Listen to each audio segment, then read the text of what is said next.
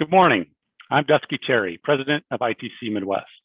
For the third straight year, we are pleased to be the presenting sponsor for the Iowa Ideas Conference and extraordinarily proud of our partnership with the Gazette. As an electric transmission company serving 2/3 of the state, ITC Midwest is invested in and has a very real stake in the future of Iowa. We've supported this conference since its inception because we embrace its mission of gathering hundreds of Iowans together to explore the key questions and the big ideas that will shape the future of our state. ITC Midwest was formed in 2007 to improve electric transmission reliability and increase transmission system capacity in Iowa.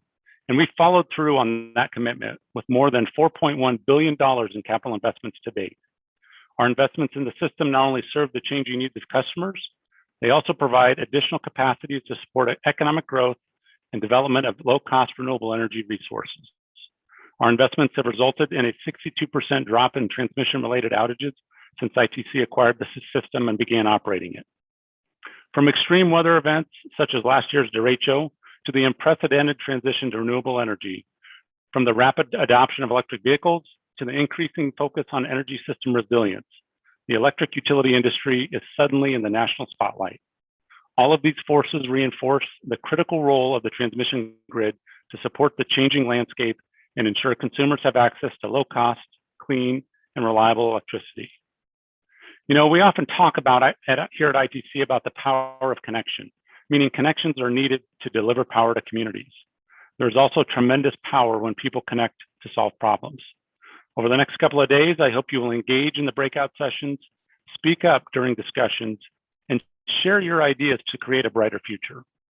Open your mind to different points of view as we all work together to come up with the best solutions for making Iowa an even better place now and in the future. I want to thank you for your participation to help shape the future and wish you a great conference. Well, welcome back. And now for our next featured speaker, who probably doesn't need an introduction, but I'll do one anyway, Iowa Governor Kim Reynolds. Governor Reynolds is the 43rd governor of Iowa and has the distinction of being the first woman elected to the state's highest office, and that happened in November of 2018. Governor Reynolds served 4 terms as the Clark County Treasurer before being elected to the Iowa Senate in November 2008.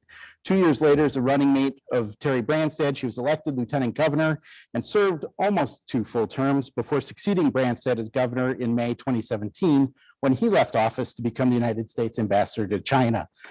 Among Governor Reynolds' priorities for Iowa are ensuring Iowa's economic prosperity is widespread and gets to all Iowans, improving access to high quality affordable housing and childcare, providing every Iowa student access to a quality education, and creating universal broadband access statewide by 2025. She has the strongest benefits thus far as the largest tax cut in state history and continued tax reform, increased access to behavioral and mental health systems, and the creation of Iowa's first children's mental health system, and workforce policy initiatives that will ensure 70% of Iowans achieve training or education beyond high school by 2025. Governor Reynolds is proud of her Iowa roots, grew up in Madison County, graduated from Interstate 35 in 1977, married her husband Kevin in 1982, and worked and raised 3 daughters, and completed her bachelor's degree from Iowa State in 2016 while serving as lieutenant governor. The Reynolds cherish their time together as a family with their daughters, sons-in-law, and especially, and I know how this goes in my family, the 11 grandchildren, all who live nearby. Yes, I'm Governor very Reynolds, blessed. Thank you for taking the time to visit with us. Yeah, I know you've had a busy day in Eastern Iowa already, and I would imagine most days for you are. Yes, I'm happy to be here, so appreciate the opportunity. I wanted to start with a topic that I think is on everybody's mind, and that's workforce and the labor shortage. And we can't have conversations. You can't walk down the street without seeing some places that are being impacted.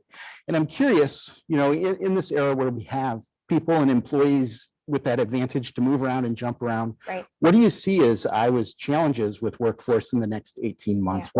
It is absolutely critical, and it's a crisis, but it's not just in Iowa. It's happening in states all across the country. And when the governors get together, that's basically one of the main topics that we spend a lot of time talking about, and how do we start to address it. So today we have in Iowa 85,000 jobs available, and we have about 68,000 Iowans that are unemployed. Our unemployment rate is 4.1%. So we continue to be, you know, very, very low unemployment, which presents additional problems. So we're working really hard to, take a look at our unemployment statute to see what that looks like. We have really made it a priority, and it has been for some time. I mean, this was an issue before COVID, and that just exacerbated it. But I brought my entire team together, all of my cabinet. I had each of them look at any workforce initiatives that they had within their agency, and then give me the metrics on it. How is it being utilized? Is it working? What do we need to do to change it? We found out that we had over 100 workforce programs in 11 different agencies. So we are putting a team together where I'll hold my 4th workforce roundtable in all areas of the states. We actually started in Cedar Rapids. We had a great turnout where we just sat down and talked with the companies and the schools to figure out what were some of the issues they were seeing, if they were even aware of the programs that we had to offer. If they had, is there anything we need to do differently? Is this something we can scale? And they've been really, really enlightening. It's been good for my team to hear that. And then the other thing that we're doing that we've had really positive feedback is we'll actually go, if any company that participates in it would like us to, the support team goes directly to the company and they do an individual assessment with the company. And so we can start to walk through and really put a plan together that we believe will help them get the workers that they need to continue to grow and be successful. So that's one thing. We're looking at just like unemployment. Is there anything we need to do with the statute? We're investing in work-based learning, registered apprenticeship programs. We're working with our correctional institutions. We have highlighted a new marketing campaign. This is Iowa, just really showcasing to people all across the country the great opportunities that we have here in Iowa. Sometimes they don't know really who we are. And so we're trying to introduce ourselves to people all across the country, especially maybe Iowans that have left and they have children and maybe their kids haven't been in school for a year and a half, or they've been, locked down, and Iowa looks like an appealing place to work, live, and raise a family. How do you decide whether efforts like that are successful and whether it's worth putting the egg in that basket or some of the other pieces? Well, that's why I said with these programs, I want metrics, I want outcomes, so we can figure out what is working, what can we scale immediately that will have an impact, what's maybe a more long-term initiative or objective that we would need to think about the future. But I've been working like with STEM education and registered apprenticeship programs, STEM best programs. We really have worked hard to connect our educational system with workforce and really help our kids and see the opportunities that exist right here in our state. And we're doing that in communities all across the state. And the other thing, I think it helps them see where they have a passion, what they're good at, and not everything requires a 4-year degree. There's a lot of opportunities in the trades. There's a lot of opportunities with an associate, with a certification. With our registered apprenticeship programs, they can actually earn while they're in high school. And you've got kids that are graduating that have made $50,000 over the last 2 years and are buying a vehicle or purchasing a home and then moving right into the workforce and then, and then advancing in the career from there. So metrics, data, the high needs jobs, healthcare right now is just an industry that is really, really at a critical point. And so trying to decide where the highest need is at, and then finding programs that really tailor to that need. I'm curious, have there been any aha moments in some of these panels with the employers yet? You're early in. I think this was at Cedar Rapids, which I thought was just so interesting. So they did, we have parents, where the parents come in for the kids to do the, what do you call that? The council or the back to school type. No, the parents come in and have a one-on-one the with the teacher. The conferences. Yep. I've been out of it for a while. So, I've grandkids, so I don't go to the conferences.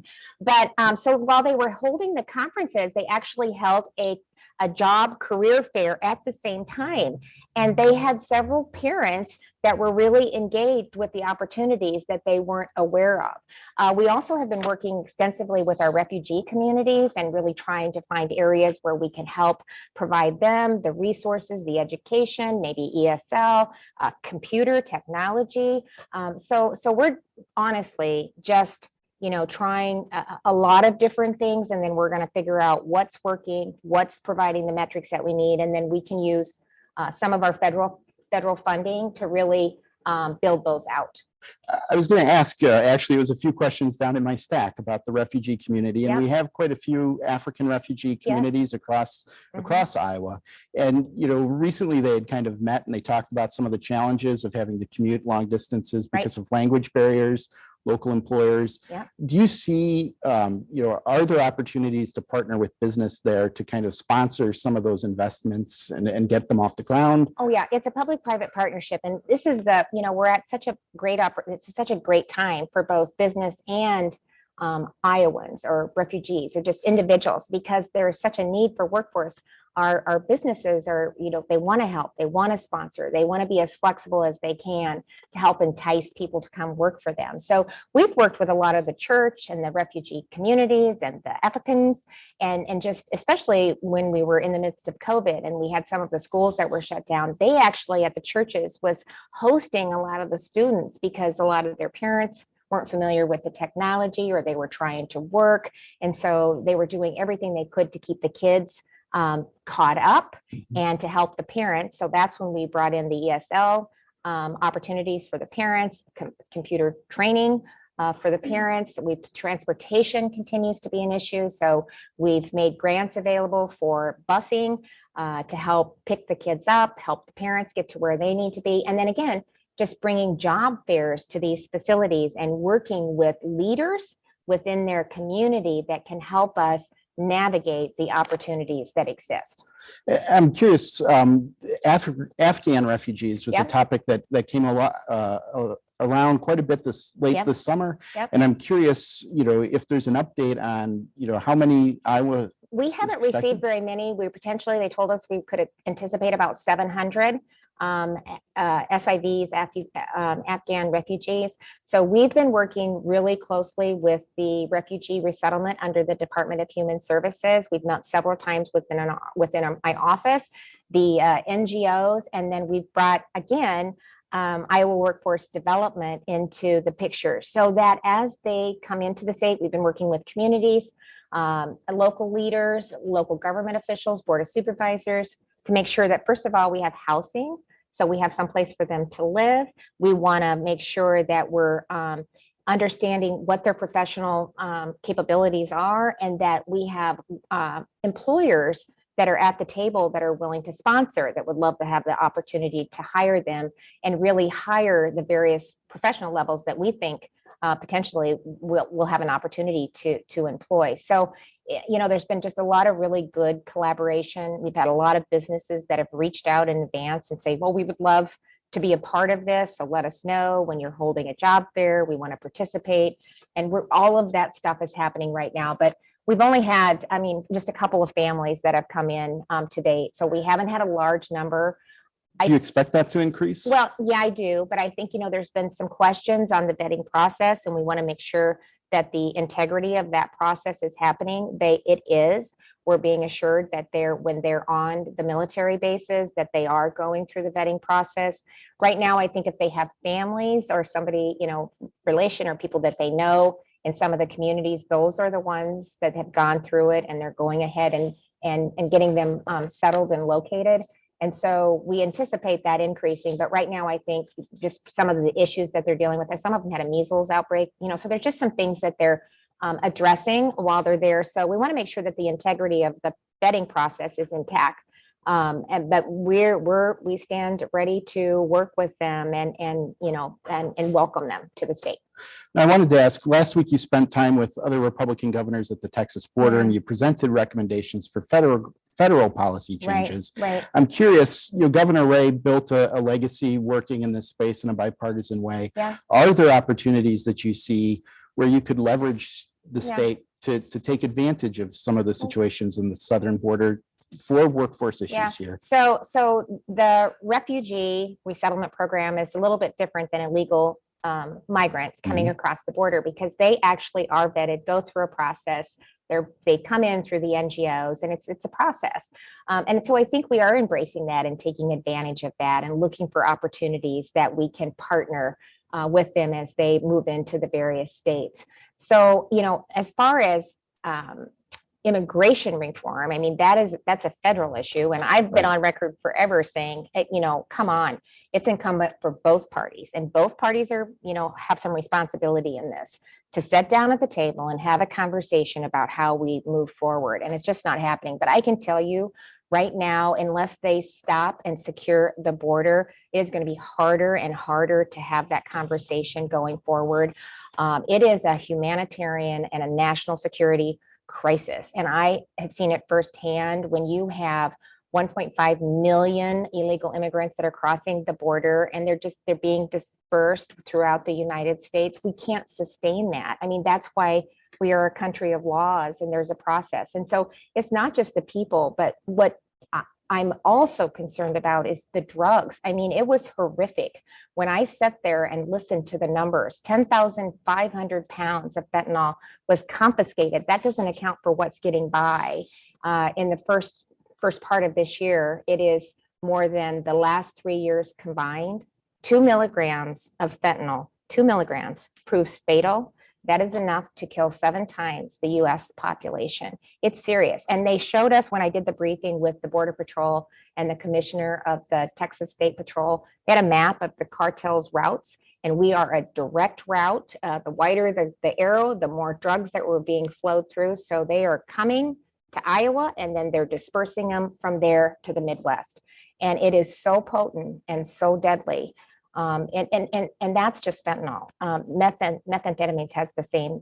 We're also seeing increased numbers in that area as well. Do you see another deployment of Iowa resources to the border? So we're still looking. I asked them about that. I asked both the Border Patrol and the commissioner of the Texas State Police.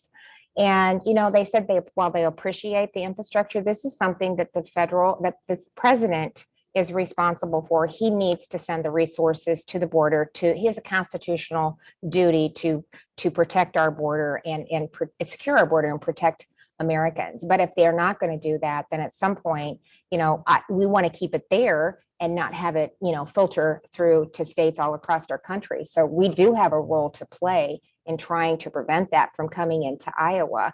So we'll see. I mean, they said they would always appreciate that, and they were very appreciative of the state troopers that I sent down, but that at some point the only thing that is going to stop this is a change in policy. We laid out 10-point plan.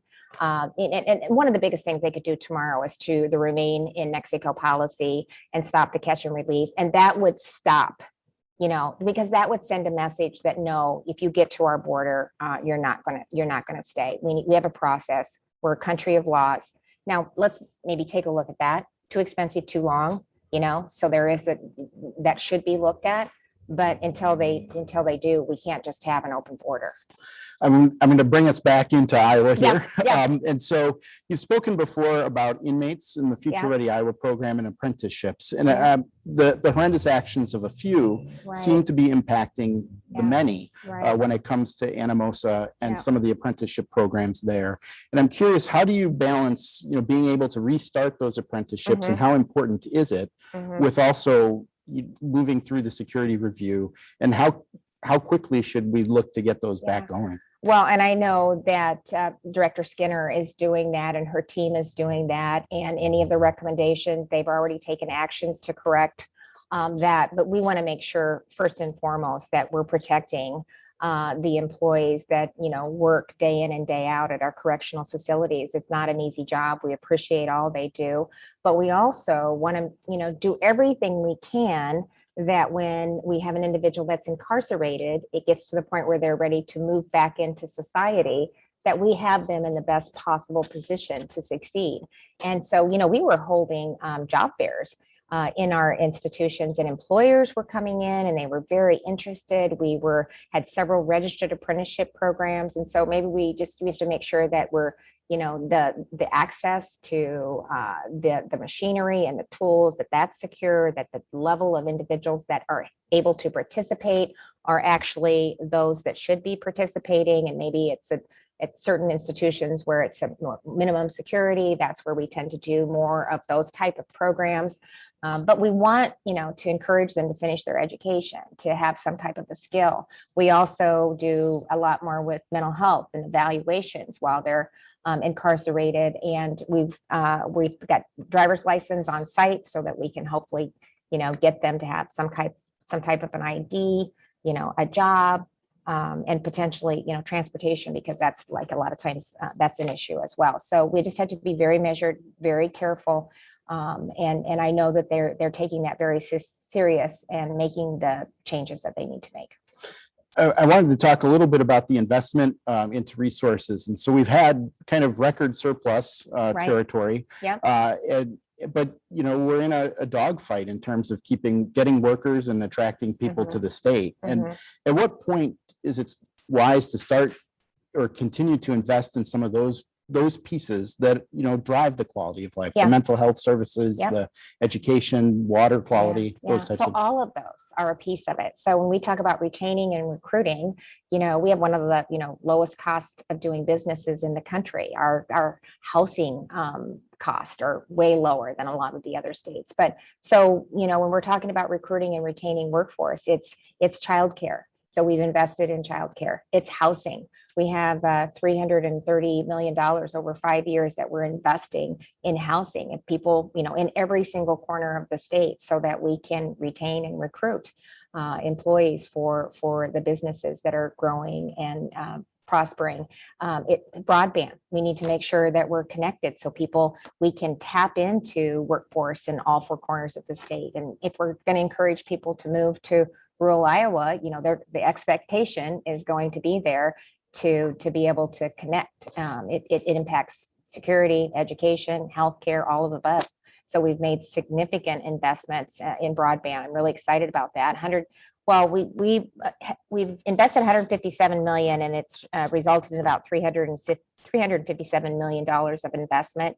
And then we just released this week another $200 million that'll go into that. We are going to be the most connected state in the country. But that's a tool that we can market. I was going to ask about that. How far does that the additional $200 million get us? Would you project to the goal? Well, so remember, I stood up the Economic Recovery Task Force. So that's another thing. I brought stakeholders from every sector, every single corner of the state, business leaders, farmers, nonprofits, school leaders. And they sat down and really walked through how can we not only recover from COVID-19, but how can we really grow and prosper and get to the next level. And their recommendation that came out, the task force recommendation, was about $450 million of investment by 2025 to connect for affordable connectivity, affordable internet for Iowans. And so we're going to be pretty close to that. By the time we get done, 100 million, then we just did another 200 million. And then on top of that, there's about another 150 million that's just infrastructure separate from the ARPA funds that also will probably be something that we could utilize for broadband. So, the backlog with fiber is a little bit of a challenge, but we are one of the states that have really led on this. And so we're in a really good spot for our providers to get the fiber ordered before Missouri kicks in and Nebraska kicks in and South Dakota. So we've been aggressive on trying to get the money out there because we know that it's important to try to get ahead of the supply chain issues that we're experiencing as well. And from that time, I mean, it's still going to be a couple of years before all of these projects get completed. Right. And so as part of the grant, there's a timeline that they have to have that investment, 2 years, I think they have to have it done. So they all are cognizant of that when they're applying for the grant. And it is a reimbursement of it. I think there's a percentage they can get up front and draw down, but a good piece of it is a reimbursement after they've invested the funds. But with the 100 million, we had 39 providers that were awarded, but we had over $300 million in request, 178 applications. They're doing a webinar this morning for the next 200, and they had over 200, I think, people that had signed up to learn about this next round. So there's a lot of interest there and a lot of need. I was wondering if you're going to see some of the same applications that maybe came in the first time. Well, and we could, because we really focused on, I think the average award was about 53%. I mean, it was 75, 50, 35, somewhere in that range, based on the level of the band, whether it was 25.3 or less, and then it would go from there. And so I think the average award was about 53%. This last round is just a flat 60%. But there's a lot of interest and a lot of opportunity to really utilize those funds. I'm curious, obviously, we're going to be not too far away from an election season again. It feels like it always happens in Iowa. It does. But how do you balance, tax cuts will be a popular campaign issue. But how do you balance kind of the concern of if you took away the COVID dollars that flowed in, is the growth there to? Well, those are do another separate. round? That's not included in the numbers that we're looking at. So that's been separate. And that's one of the things I've been very conscientious of. This is one-time money. So you have to be really careful about infusing that into your budget when you have ongoing programs. So we've really looked at things like housing and childcare and infrastructure, areas where we could have an impact. But I'm proud of what we've been able to do from a bipartisan perspective. I mean, when you take a look at Future Ready Iowa, when you take a look at broadband, when you take a look at childcare, when you take a look at mental health reform, when you take a look at standing up the first ever children's mental health reform, all of those receive bipartisan support. And actually some of the appropriation bills last year had bipartisan support. The Back the Blue, I mean, it is so important that we stand with law enforcement. They put their lives on the line every single day to keep Iowans and our community safe. We had bipartisan support with that bill that said, we're going to give you the tools to do your job and let you know that we stand behind you. Again, that's a great recruiting tool for Iowa. Parents want their families and their kids growing up in a community that they feel they'll be safe. So I've been proud of what we've been able to do in a bipartisan effort. And when I talk about tax cuts, when we ended this fiscal year with this last fiscal year with $1.24 billion surplus, 800,000 in cash reserves, we're over collecting. And we need to return that back to the taxpayers. And what I want to just let your audience know is that's on top of historic investments in K-12 education, historic investments in broadband and housing and mental health and workforce. So we actually, we eliminated the inheritance tax. We made sure that the largest tax cut in the history of Iowa goes into effect. And we secured sustainable and funding that has a built-in growth factor for mental health. So, we did all of that and we still had a significant ending balance and surplus. And one of the reasons we did is because we kept our economy open and we kept people working, and we're in a really good position because of that. And we did it safely and responsibly.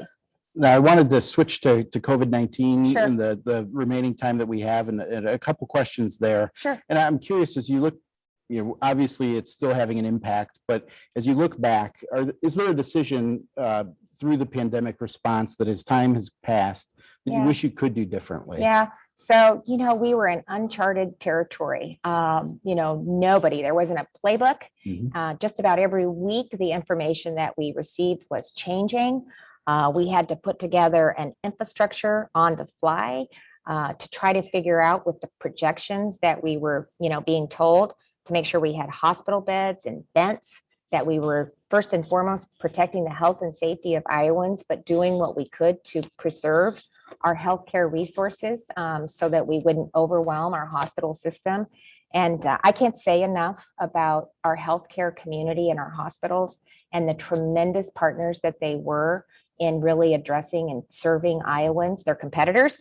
And they came together and served as one system to really take care of Iowans throughout the COVID. But, at the beginning, they thought you were in substantial spread. I think if you had 4 cases in one community that you couldn't tie to something. And so, at the end of the school year, we shut the schools down because we thought this is it and we were heading into it.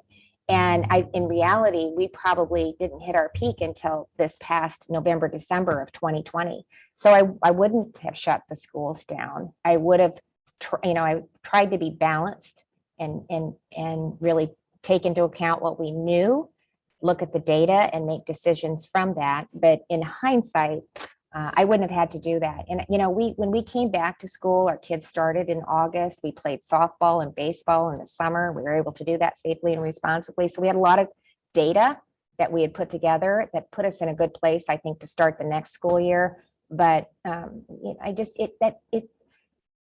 think our children are going to be dealing with this for quite some time. It's just the whole kind of fear, and really everybody, it's been tough.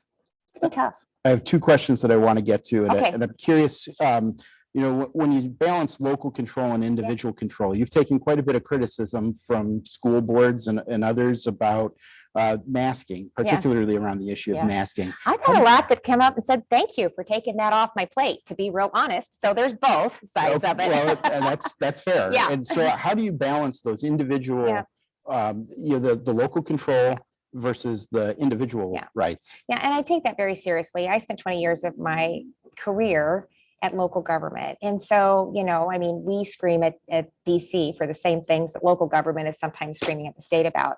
But this, for like schools, we'll say that with banning, that you couldn't issue a mask mandate. It didn't say you couldn't wear a mask. It put parents actually, in charge of their children's health care, and it lets them make the decision. So it's not you can't wear a mask.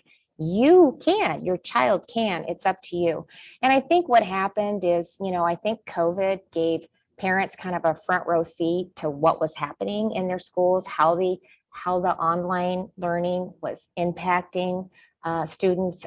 It seemed to be a kind of a moving target. They reached out to their legislators because they were frustrated and they felt like they weren't being heard. And so they wanted them to do something about it. So elected officials, so it still was elected officials that went through the process that gave Iowans the opportunity to weigh in, ultimately made the decision to pass the legislation, which I signed. And I do believe that, we need to trust in Iowans to do the right thing. We need to give them the data, the information, and then, so that they can make the best decision that they can. But it's a balance. And so, there are people on both sides of that. It's about 50-50, there are people, and that's true with just about everything. It is. And especially today, it's just, it's a pretty divisive environment that we live in. And so I try to be consistent with using the data and moving, and staying consistent with the decisions I make. The last question that I wanted to ask, in an interview last night, you indicated you're having great conversations with legislative leaders regarding the potential for legislation in the special session that prohibit workplace requirements that employees get COVID vaccinations as an employment requirement. I'm curious why you wanted. Well, I've been very clear that I don't support mandates, and I think this is a tremendous overreach. I've had a vaccine. Vaccines are our best tool in fighting COVID. Like I've said before, we continue to put the information out there. We've made them available. We have testing available. We've worked with businesses and churches and schools. And so what I said last night is, we've continued to have conversations about legal response to what we see happening. I mean, to tell somebody that they're either going to have to quit, to lose their job and not be able to feed their family because they don't feel that because of some reason that they should get a vaccine. I just don't agree with that. And I don't think they work. And I just think it had the exact opposite effect that this administration, I don't know what they were going for, but it has dug people in. It has made it even more political. And so we're just looking at what our options are as we move forward with this. But it's not, it's not that I'm anti-vaccine. Again, it comes down to personal choice and freedoms. And so we're going to look at what our options are moving forward. Are there any other issues you'd bring up at the special session or that you'd expect lawmakers? No, I mean, the focus is to the redistricting, and that needs to be the focus. Right. So, I mean, that's what we came in last time and they did, and they left. And so, that's their number one focus, and we'll see where they go from there. That's the legislators' prerogative, though. I don't get to decide what they do. I'm not going to have anything. You could give a pretty good nudge. Yeah. Well, we need the number one priority is the maps. We need to get that taken care of so we can move forward and people know what the districts look like. Well, Governor, I know we agreed to 30 minutes and you've reached the end of your 30 minutes in the hot seat. And it's really a hot seat in the sun over here. And so I'd like to thank you again for visiting with Iowa Ideas.